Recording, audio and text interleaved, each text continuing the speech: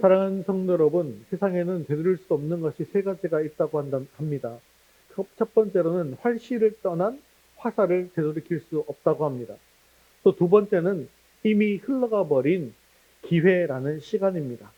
그리고 세 번째는 입 밖으로 뱉어버린 말입니다. 총알처럼 빠르고 화살처럼 날카로운 이 말이라고 하는 것은 듣는 사람의 마음에 깊이 박혀서 그 영혼을 살리기도 합니다. 또 때로는 평생 씻지 못할 상처로 남겨서 영혼을 죽이기도 하더라는 것이죠. 가정에서, 학교에서, 직장에서, 그리고 온라인상에서 우리는 이 작은 혀가 가진 엄청난 힘을 얼마나 경솔하게 사용하고 있는지를 생각해 보아야 합니다. 요즘 세상 어때요? 키보드 뒤에 숨어서 무심코 던진 비난, 또 악플, 또 뒷담화, 이런 한마디가 상대방의 마음에 얼마나 큰 상처로 남을지도 모른 채 남발하고 있는 세상이 되어져 버렸습니다. 특히 우리 학생들이 더욱더 심하게 이런 일들을 하고 있죠. 또 직장에서는 어떻습니까? 직장 상사나 동료에게 던진 경솔한 말, 또 가정에서는요, 비배우자에게 쏟아낸 짜증 섞인 말이 관계를 어떻게 무너뜨리고 있는지 우리는 경험을 통해서 잘 알고 있습니다. 또한 자녀에게 홍길합시고 던진 비수 같은 말, 심지어 교회 공동체 안에서 무심코 던진 그런 비판의 말 한마디가 얼마나 많은 불화의 씨앗을 뿌려왔는지도 한번 돌아보아야 하더라는 것이죠. 오늘 우리가 읽은 말씀 이사야 50장 4절에서 9절까지의 말씀의 내용은요, 이사야서 구약 성경이긴 하지만 누구에 대한 이야기일까요? 읽어보니까 누구에 대한 이야기예요? 예수님에 대한 이야기죠. 이 이사야서에는 예수님에 대한 예언이 굉장히 많이 소개가 되고 있는 것을 볼 수가 있는데, 이 말씀에는 바로 말의 권위가 온전히 채워지셨던 분, 바로 700년 후에 오실 메시아 예수 그리스도에 대한 예언의 말씀이더라는 것입니다. 예수님은 엄청난 고난을 당하실 고난의 종이면서도 동시에 학자의 혀와 제자의 귀를 지니신 분으로 소개되고 있습니다. 여기서 학자라고 하는 것은 단순히 이 지식이 많은 사람을 뜻하는 것이 아니라 하나님의 말씀을 깊이 배우고 그 말씀으로 공고한 자를 위로하며 가르치는 사람을 의미하는 것입니다.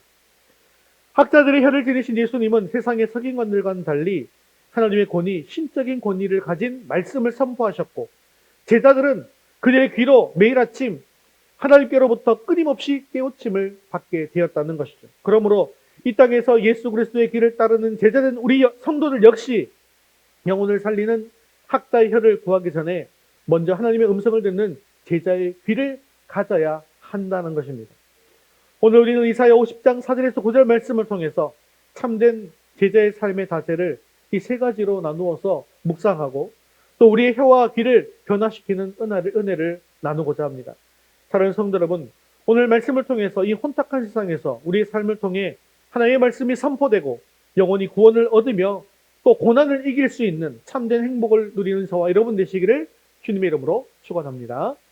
우리 첫 번째 같이 읽겠습니다. 제자의 귀를 열어 말씀을 경청합시다. 말씀의 권위. 이사야 50장 4절 말씀 계속해서 읽겠습니다. 주 여호와께서 학자들의 혀를 내게 주사 나로 공고한 자를 말로 어떻게 도와줄 줄을 알게 하시고 아침마다 깨우치시되 나의 귀를 깨우치사 학자들 같이 알아듣게 하시도다. 아멘. 우리가 영혼을 살리는 학자의 혀를 가지기 위해서 가장 먼저 필요한 것이 있는데 그것은 하나님의 말씀을 듣는 제자의 귀라는 것입니다. 이사야 선지자는 아침마다 깨우치시되 나의 귀를 깨우치시사 라고 고백하고 있죠. 이 깨우친다라는 말의 의미는 단순히 잠에서 깬다라는 의미가 아니라 배우게 하신다, 가르쳐 주신다 라는 뜻입니다. 매일 아침 하나님께서는 우리를 당신의 제자로 부르시고 우리의 귀를 열어서서 진리를 가르치시고 깨우쳐 주시더라는 것이죠. 예수님께서 이 말씀을 하셨잖아요. 들을 귀 있는 자들은 들을지어다. 이처럼 하나님께서 우리에게 말씀을 주셔도 우리가 영적인 귀가 닫혀 있다고 한다면 우리는 그 말씀의 능력과 구원의 길을 결코 깨달을 수가 없게 되는 것입니다. 그래서 우리는 말씀을 경청하기 위해서 어떻게 해야 되는가? 우리 첫 번째 한번 읽어볼까요? 같이 한번 읽겠습니다. 세상의 소음을 끄고 말씀의 원천에 귀 기울이십시오. 여러분, 개혁신앙이라고 하는 것은 오직 성경의 원칙 위에 서 있다는 것 잘 알고 계시죠? 그래서 우리의 삶의 모든 지혜와 권위는 세상 지식이나 인간의 유창한 말솜씨에서 나오는 것이 아니라 오직 하나님께서부터 내려오는 말씀에 근거해야 한다는 것입니다. 그런데 현대인들의 모습은 어떻습니까? 특히 우리 학생들의 귀는요, 늘 미디어, 게임, 친구들의 메시지, 그리고 성적에 대한 압박 소리에 꽉 차 있더라는 것입니다. 아침에 눈을 뜨는 순간부터 쏟아지는 세상의 소음 속에서 하나님의 세미한 음성을 듣기라는 것은 굉장히 어려운 일입니다. 그러므로 하나님의 말씀에 귀 기울이는 것은 세상의 소음에 잠시 멈춤 버튼을 누르는 용기 있는 행동이 되더라는 것이죠. 또한 우리 청년들에게는 어떻습니까? 취업 성공, 경제적 자립, 결혼 등 미래에 대한 불안과 염려의 소리에 휩싸여 있더라는 것이죠. 이렇게 해서 되겠나? 남들은 다 저렇게 하는데 이렇게 살지 않는데 나처럼 살지 않는데 나는 이런 불안감의 속삭임 때문에 내가 너와 함께 하겠다라고 하는 하나님의 약속의 음성을 묻어버리기 쉽더라는 것이죠. 우리 장년들도 마찬가지입니다. 여러분들의 귀는 자녀 문제, 노후 걱정, 건강 문제, 그리고 일터에서의 책임감이라고 하는 이 무거운 짐의 소리에 눌려져 있더라는 것이죠. 삶의 용량이 쌓이면서 오히려 내 경험이 하나님의 말씀에 앞서서 판단하고 재단하려고 하는 또한 교만한 유혹에 빠지기도 하더라는 것입니다. 그리고 이사야는 주 여호와께서 나의 귀를 여셨으므로 라고 고백하고 있는데요. 즉 귀를 열어 깨우치시는 주체는 오직 주 여호와 하나님이시더라는 것입니다. 하나님의 주권 아래서 우리의 영적인 귀가 열릴 때 비로소 우리는 혼돈스러운 세상 속에서 헤매지 않고 영생으로 인도하는 진리의 길을 발견할 수가 있게 되더라는 것입니다. 러시아의 대문호인 도스토옙스키가 사형 선고를 받고 극한의 고통에 있을 때 한 간이역에서 부인의 이게 책 하나를 전달받았는데 그게 뭐냐면 여러분 이런 거 아시죠? 신약 성경인데 조그만 거요. 기도원 협회에서 나오는 그런 거. 예, 그걸 선물로 받았답니다. 그런데 그 성경책 속에서 그는 하나님을 만나게 되었다는 거예요. 그리스도를 만나게 되었다는 것입니다. 세상의 모든 지식과 사회주의 운동이 주지 못했던 구원과 진리를 그 조그만한 성경책, 그 말씀 속에서 찾은 것입니다. 이것이 바로 하나님께서 주권적으로 역사하시면 영혼의 귀를 열어주는 순간이 되더라는 것이죠. 그러므로 우리가 새벽마다 또한 잠자리에 들기 전에 조용히 말씀을 묵상하는 시간을 확보하지 못한다면 이 열어나고 분주한 세상 속에서 내가 과연 어디로 가고 있는지 무엇을 하고 있는지 알지 못한 채 허둥거리며 살아갈 수밖에는 없더라는 것입니다. 그러므로 매일 아침 습관적으로 주님의 음성을 듣기 위해서 시간을 구별하고 말씀을 읽고 큐티를 하는 것, 이것이 바로 참된 제자도의 시작이 되는 것입니다. 그럼 우리가 제자의 귀를 열어서 말씀을 경청하기 위해서 해야 할 두 번째는 무엇이 있을까요? 두 번째 같이 한번 읽어보겠습니다. 고통받는 이웃의 소리에 귀 기울이십시오. 공감의 귀. 그리고 제자의 귀는 단지 하나님의 말씀을 듣는 데서 그치지 않고 그 말씀이 명령하는 대로 공고한 이웃의 고통에 공감하는 귀로 나아가야만 하더라는 것입니다. 우리가 하나님의 사랑을 깨달을수록 우리는 고통받는 이웃의 소리를 외면할 수가 없게 되더라는 것입니다. 우리 학생들은요, 학교 폭력이나 왕따나 따돌림의 소리가 들릴 때 모른 척 지나가지 마시기 바랍니다. 친구의 힘든 고민을 들어주세요. 근데 들으면서 성급하게 해결책을 제시하는 것보다는 들어줘서 고마워라는 말을 들을 때까지 옆자리를 계속해서 지켜주는 것입니다. 이것이 바로 공감이라는 것이죠. 또한 직장에서 부당한 대우를 받거나 인간관계에서 어려움을 겪는 동료들의 하소연을 들을 때에도 일 다 하고 나면 너무 피곤하잖아요. 그런데 피곤하다는 이유로 무시하지 마시기를 바랍니다. 공감은요, 영혼을 살리는 순교와 같은 희생이 따르는 사역이다라는 것을 기억하셔야 합니다. 내 시간을 내어서 진심으로 경청하는 것이 예수님의 마음으로 이웃을 섬기는 것입니다. 가정에서도 마찬가지죠. 자녀가 부모에게 털어놓는 고민, 배우자가 힘들어하는 속사정을 잔소리나 가르침으로 덮어버려서는 안 된다는 것입니다. 어떤 말을 많이 쓰면 좋나면요. 그랬구나. 많이 힘들었지. 그랬군요. 많이 힘드셨죠. 이런 맞장구 한마디가 상대방의 영혼을 치유하더라는 것이죠.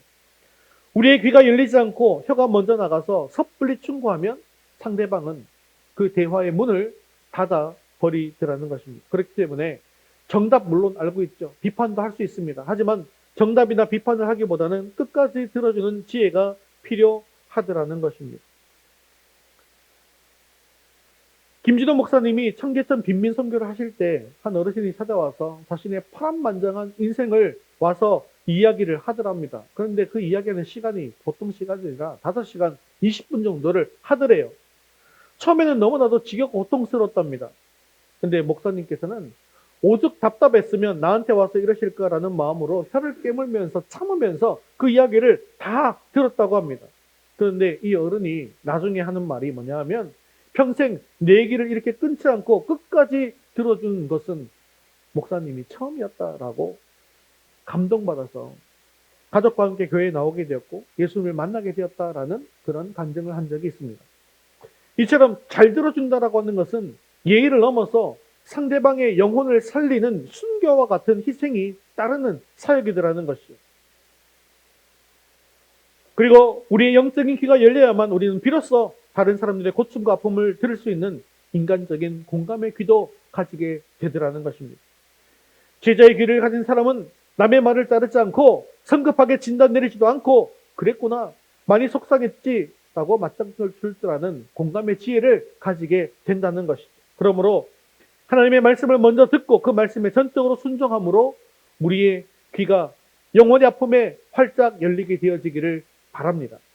우리가 먼저 배우는 제자가 되지 않고는 결코 가르치는 학자가 될 수 없는 것이죠. 사랑하는 성도 여러분, 지금은 우리가 하나님 앞에서 다시금 겸손하게 무릎 꿇고 주 하나님, 저에게 제자의 귀를 주시옵소서라고 간구해야 할 때입니다. 우리의 모든 지식과 능력은 하나님께 주신 말씀의 샘에서 나와야 합니다. 오늘부터 매일 아침 주님의 음성을 듣기 위해서 세상의 소음을 끄고 말씀을 묵상하는 시간을 확보하시고 그 말씀으로 이웃의 아픔을 공감하는 제자의 삶을 살기로 결단하는 저와 여러분 되시기를 주님의 이름으로 축원합니다. 우리 두 번째 같이 읽겠습니다. 학자의 혀를 사용하여 생명의 말을 전합시다. 소명의 실천. 우리 4절 말씀 읽겠습니다. 주 여호와께서 학자들의 혀를 내게 주사 나로 공고한 자를 말로 어떻게 도와줄 줄을 알게 하시고 라고 하고 있는데, 제자들의 귀를 통해서 하나님의 말씀을 깨달은 자에게는 이제 그 말씀을 세상에 전하는 학자의 혀의 사명이 주어지게 되더라는 것이에요. 학자의 혀는 단순한 말재주나 웅변이 아닙니다. 하나님의 진리와 사랑의 뿌리 내린 그런 말이라는 것입니다. 이 혀는 인생의 짐에 지치고 낙심하고 삶의 의미를 잃고 방황하는 공고한 자들을 말로써 돕고 위로하고 구원의 길로 인도하는 그런 능력을 가지는 것입니다. 이를 위해서 가장 먼저 우리가 해야 할 일이 무엇일까요? 첫 번째 한번 같이 볼까요? 읽겠습니다. 생명과 권위를 지닌 복음의 말을 선포하십시오. 예수님 당시의 이 말씀은요, 당대의 서기관이나 육창한 그런 말들과는 좀 달랐습니다. 예수님의 말씀에는 반박할 수 없는 그런 신적인 권위가 있었고 영혼을 변화시키는 능력이 있었습니다. 예수님은 하나님으로부터 그 학자의 혀를 받았기 때문인 것이죠. 우리 역시 하나님께로부터 이 새로운 혀의 권세를 받아야 하는 것인데, 이 학자의 혀는 어떤 혀일까요? 그것은 가장 먼저 복음을 전하는 혀입니다. 그러므로 우리는 예수 믿으세요. 하나님이 당신을 사랑하십니다. 당신을 위해서 기도하고 있어요. 이와 같이 영혼을 지옥에서 천국으로 이끄는 복음의 언어, 구원의 언어를 사용할 줄 알아야 합니다. 이것이야말로 공고한 자에게 주어지는 가장 큰 위로와 소망의 말씀이고 하나님께서 우리에게 맡기신 구원의 방법이기 때문인 것이죠. 더 나아가서 우리의 학자의 혀는 긍정적인 언어로 가득 차야 하더라는 것이죠. 우리는 할 수 있다라는 언어, 캔의 언어라고 하죠. 또 하나님께서 우리를 통해서 역사하실 것이다, 윌의 언어라고 합니다. 이것을 사용해야 되는 거예요. 지금은 힘들다 할지라도 하나님께서 당신과 함께 하시니까 당신은 언제든지 이겨낼 수 있습니다. 네가 하나님 말씀대로 산다면 하나님이 반드시 너를 통해서 큰 일을 하실 것이다 라고 하는 이런 말들은 지친 영혼에게 용기와 힘을 불어넣는 말이고, 지친 이웃을 다시 일으켜내는 생명의 능력이 되는 말이라는 것이죠. 그리고 우리가 다음에 사용할 언어가 있어요. 두 번째 언어는 어떤 언어가 있는지 같이 한번 읽어보겠습니다. 감사와 진실, 그리고 절대 언어를 사용하십시오. 학자의 혀는 가정과 일터에서 이 감사와 진실의 말을 끊임없이 만들어내더라는 겁니다. 그러면 먼저 감사와 책임감의 언어는 어떤 것들이 있을까요? 직장과 사회생활에서 끊임없이 불평과 불만이 쏟아지는 그런 상황 속에서도 오늘 하루 일할 수 있는 건강과 힘과 능력을 주시셔서 감사합니다라고 고백하는 그런 감사의 언어를 늘 사용하는 것입니다. 감사의 말을 자주 하는 사람에게 하나님께서 무엇을 또 채워주신다고요? 감사를 채워주세요. 또 채워주세요. 가득가득 채워주시더라는 겁니다.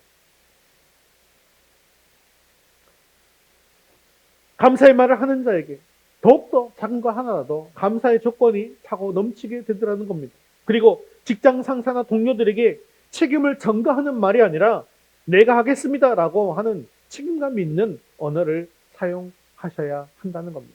이것이 바로 그리스도인의 정직한 모습이고 세상에 빛이 되는 학자의 혀라는 것입니다. 또한 격려와 진실의 언어가 있는데 그것들은 어떤 것이 있을까요? 시험에 낙심한 친구에게 이렇게 얘기하는 거예요. 그러니까 점수가 네 인생을 결정하는 것은 아니야. 하나님께서 너를 사랑하셔. 이렇게 격려의 말을 전하는 것입니다. 내 주변에서 거짓 정보나 헛된 소문, 비방의 말이 난무할 때 거기에 같이 동참하면서 편승하는 것이 아니라 진실과 정의의 편에 서서 용기 있게 바른 말을 하셔야 하는 것입니다. 이것이 바로 세상 속에서 소금과 빛의 역할을 감당하는 그런 혀라는 것이죠. 그리고 축복과 절제의 언어는 이런 것들입니다. 가정에서 자녀들과 손주들에게 너는 잘 될 거야. 하나님께서 너를 귀하게 사용하실 거야. 라고 끊임없이 축복의 언어를 사용하는 것입니다. 이것이 자녀들에게 물려줄 수 있는 가장 위대한 영적인 유산이 된다는 것이죠. 학자의 혀는 마음속에 분노와 화를 토하는 혀를 가지고 있어서는 안 됩니다. 성경은 분을 내어도 죄를 짓지 말고 해가 지도록 분을 품지 말라고 분명히 경고하고 있습니다. 가정의 행복은요, 분노의 말 한마디로 깨어지기가 쉽습니다. 그러므로 우리가 기억해야 할 자문의 말씀이 있죠. 노하기를 더디하는 자는 용사보다 낫고 자기 마음을 다스리는 자가 성을 빼앗는 자보다 낫다라는 것입니다. 특히 자녀들 앞에서 함부로 욕을 하거나 모욕을 주는 말은 자녀의 인격에 상처를 주고 잘못된 길로 나아가게 할 수 있는 비리미가 될 수가 있습니다. 그러므로 이런 인격적인 말로 잘못을 깨닫게 할 수 있는 절제의 혀를 가져야 한다는 것이죠. 사랑하는 성도 여러분, 우리의 혀는요, 우리의 삶이 얼마나 변화되었는지를 보여주는 바로미터라는 사실을 기억하십시오. 하나님을 믿고서 가장 많이 변화되어야 할 부분, 가장 먼저 변화되어야 할 부분이 바로 이 혀라는 것입니다. 이제 우리의 입술에서 정죄와 비난, 거짓과 원망을 버리고 오직 공고한 자를 위로하고 세우는 학자의 혀를 사용하겠다고 결단하시기를 바랍니다. 여러분의 가정과 일터에서, 학교에서 복음과 격려, 감사와 진실의 말이 폭포수와 같이 쏟아져 나와서 천국 같은 공동체를 이루어갈 수 있는 저와 여러분 되시기를 주님의 이름으로 축원합니다. 세 번째가 되겠습니다. 고난을 이겨내고 부활의 승리를 확증합시다. 이겨내는 능력. 50장 7절 말씀 같이 읽겠습니다. 주 여호와께서 나를 도우심으로 내가 부끄러워하지 아니하고 내 얼굴을 부싯돌같이 굳게 하셨으므로 내가 수치를 당하지 아니할 줄 아노라. 아멘. 그런데요, 우리가 학자의 혀를 가지고 또 제자의 귀를 가지고 영혼 살리는 사역을 할 때 늘 좋은 일만 생기고 행복한 일만 생기고 하면 좋을 것 같은데 이렇게 할 때 뭐가 같이 따른다고요? 복음을 전하고 하나님의 뜻대로 세상에 나가 살면요, 반드시 우리에게 찾아오는 게 있어요. 바로 고난입니다. 이 고난이 따른다는 걸 기억하셔야 돼요. 왜냐면요, 세상이 진실한 복음의 말을 환영할까요? 싫어할까요? 이게 싫어하더라는 거예요. 세상 사람들이 싫어하더라는 겁니다. 메시아이신 예수님께서도 하나님의 말씀을 선포하셨을 때 오늘 말씀해 보니까 등에 채찍을 맞고 수염이 뽑히고 침뱉으니까 모욕을 당한다라고 이야기하고 있죠. 이런 극한의 고통을 겪으셨다는 것입니다. 그래서 우리가 기억해야 될 것이 있어요. 첫 번째 기억해야 될 것 한번 읽어보겠습니다. 고난을 통해 인격이 연단됩니다. 예수 그리스도께서는 하나님 아버지의 뜻에 전적으로 순종하는 삶을 사셨습니다. 빌립보서 2장 8절은 사람의 모양으로 나타나사 자기를 낮추시고 죽기까지 복종하셨으니 곧 십자가의 죽으심이라 라고 말씀합니다. 그리스도를 향한 하나님의 뜻은 죄인들을 위해서 고난받고 죽으시는 것이었습니다. 그리고 예수님께서는 하나님의 뜻을 거역하지 않고 기꺼이 고난을 감수하셨습니다.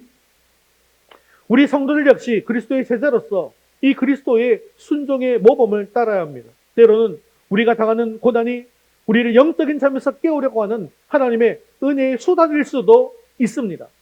마치 명품이 오랜 담금질과 연단의 과정을 거치는 것처럼 하나님께서는 우리가 시련을 통해서 겸손을 배우고 인격이 다듬어지고 성숙해지기를 바라고 계시더라는 것이죠. 이처럼 고난은 우리의 잠자는 영혼을 깨우는 역할을 하더라는 것입니다. 우리 이래 같은 학생들은요, 시험 기간에 스트레스나 또 진로에 대한 고민이나 또 뭐 면접 볼 때 아픔이나 뭐 이런 것들 있죠. 친구 관계의 어려움, 학업과의 관계 속에서 오는 고난을 피하려고만 해서는 안 된다라는 겁니다.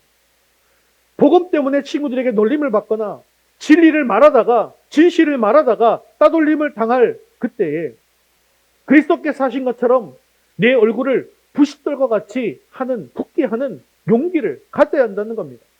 여기서 부싯돌이라고 하는 것은요, 강팍하다라는 동사에서 나온 단어예요. 그래서 이 부싯돌은 매우 단단한 돌을 의미합니다.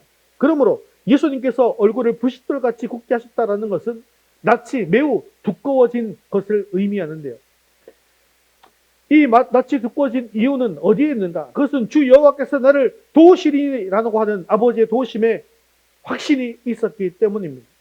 그렇기 때문에 치욕스러운 가운데서도 자신의 처지를 치욕스럽게 여기지 않는 것을 표현한 단어가 얼굴을 굳게, 부싯돌같이 굳게 했다라는 것이죠. 그러므로 주 여호와께서 나를 도우신다는 확신에서 우리에게 용기가 나오더라는 것입니다.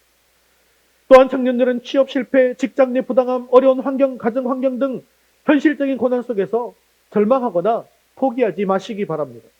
예수님께서 세상에서는 너희가 환난을 당하나 담대하라. 내가 세상을 이겼노라고 말씀해 주셨습니다. 고난을 통해서 연단된 믿음은 그 어떤 스펙보다 귀한 영적인 자산이 되어지는 것입니다. 사랑하는 성도 여러분, 우리가 복음 전하는 일 때문에 혹은 진실을 말하는 일 때문에 세상으로부터 비난과 조롱을 당할 때 우리는 그리스도께서 그러하신 것처럼 내 얼굴을 부싯돌같이 굳게 하셔야 한다는 것입니다. 이것은 우리의 힘과 고집이 아닙니다. 주 여호와께서 나를 도우시리라는 그런 확신에서 나오는 용기와 담대함이라는 것이죠. 또한 우리가 고난으로 확신해야 할 것이 무엇인가 그것도 한번 살펴볼까요? 같이 한번 두 번째 읽어보겠습니다. 부활로 입증될 최종 승리를 확신하십시오. 고난의 종이셨던 예수 그리스도께서 이 모든 수치와 고난을 감당하셨던 궁극적인 이유는요, 하나님께서 자신을 의롭게 하실 것이다라고 하는 절대적인 확신 때문이었습니다.